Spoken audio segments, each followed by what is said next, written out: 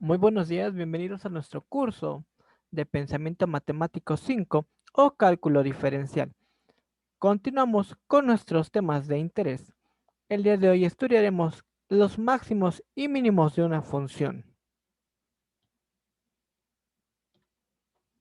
Un punto máximo absoluto es un punto en el que la función adquiere su valor máximo posible.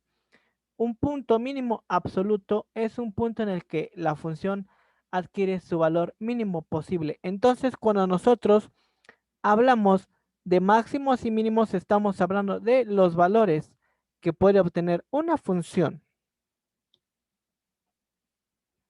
Es frecuente hablar de máximos relativos y mínimos relativos. Un punto máximo relativo es un punto en el que la función cambia de dirección decreciente a decreciente, lo que hace a este punto una cima en la gráfica. A mano derecha podemos ver que en efecto el punto de estudio está en la parte superior de una sección de la gráfica o de nuestra gráfica. Un mínimo relativo es un punto en el que la función cambia de dirección de decreciente a creciente, lo que lo sitúa en el valle o en el punto mínimo de nuestra gráfica. Aquí vemos cómo cambia de sentido tal y como lo dice que de decreciente y luego a creciente. El problema no es identificar los máximos o mínimos, sino verificar que nuestra función tenga más de un punto máximo y mínimo. En el ejemplo que estamos viendo, la función tiene varios máximos locales y mínimos locales también. Podemos ver que en cada uno de ellos tenemos algunos puntos de inflexión y puntos críticos. Si nosotros comparamos este punto máximo contra este, obviamente este punto que yo estoy indicando podríamos nombrarlo máximo absoluto, ya que de todos los posibles máximos relativos, este es el que tendrá un mayor valor. Lo mismo sucederá con los mínimos. Si tenemos más de un punto mínimo relativo, uno de ellos será el mínimo absoluto.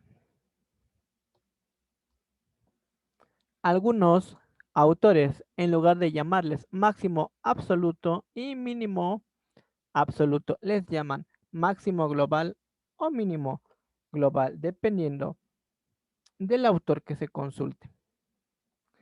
Para poder identificar máximos y mínimos en una función, existen dos posibles formas, dos criterios llamados criterio de la primera derivada y criterio de la segunda derivada. Otros autores prefieren denominarlos pruebas, entonces también los podemos encontrar como prueba de la primera derivada y prueba de la segunda derivada. Ambos son para identificar o ubicar máximos y mínimos en una función. El criterio de la primera derivada nos dice que si nuestra función es derivable en un intervalo en específico, tal vez excepto en C, y que si nosotros evaluamos a la gráfica en un punto C y en su periferia de C, podremos identificar si nuestra función es máxima o mínima de acuerdo al cambio de signo que sufra en la periferia de dicho punto. Si, por ejemplo, mi punto C es 4 y yo evalúo el 4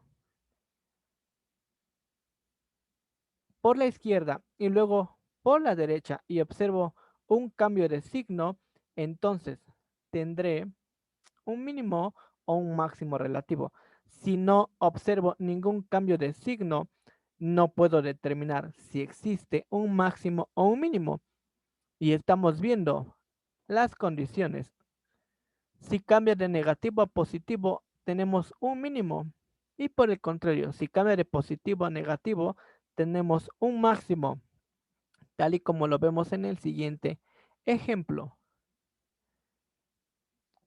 Obviamente, para poder determinar el ejemplo, necesitamos conocer los pasos del criterio de la primera derivada. Estos pasos son bastante sencillos. Número 1, obtener la derivada de la función, la primera derivada. Punto 2, igualó la primera derivada a 0 para identificar los posibles puntos críticos.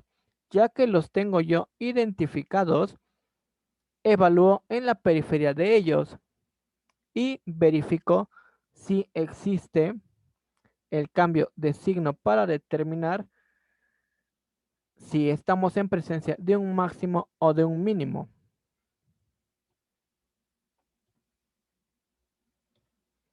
Nuestro ejemplo dice, determine si la siguiente función x cúbica menos 3x más 3 posee máximos o mínimos en sus puntos críticos. En el paso 1, obtengo la derivada de la función. En el paso 2, lo igualo a 0 y encuentro los posibles puntos críticos, identificando que para este ejemplo los puntos críticos son 1 y menos 1. Entonces debo de evaluar en la periferia de dichos puntos. Recordemos que podemos evaluar por la izquierda y por la derecha, tal y como lo vimos en el tema de límites. Cuando nosotros trabajamos con el punto 1 y evalúo por la izquierda, me doy cuenta que el resultado es un número negativo, mientras que cuando lo evalúo por la derecha, obtengo un número positivo. Entonces, observo un cambio de signo de negativo a positivo, con lo cual mi punto es un mínimo relativo. Aquí vemos las condiciones para que no pierdamos de vista cuáles son las condiciones que se deben de cumplir. Y evaluamos nuestro segundo punto. Primero por la izquierda obteniendo un signo positivo y luego por la derecha obteniendo un signo negativo, con lo cual podemos observar que también hay un cambio de signo de positivo a negativo, con lo cual obtenemos un máximo relativo. Recomendación en este tipo de prueba, en la prueba de la primera derivada o criterio de la primera derivada.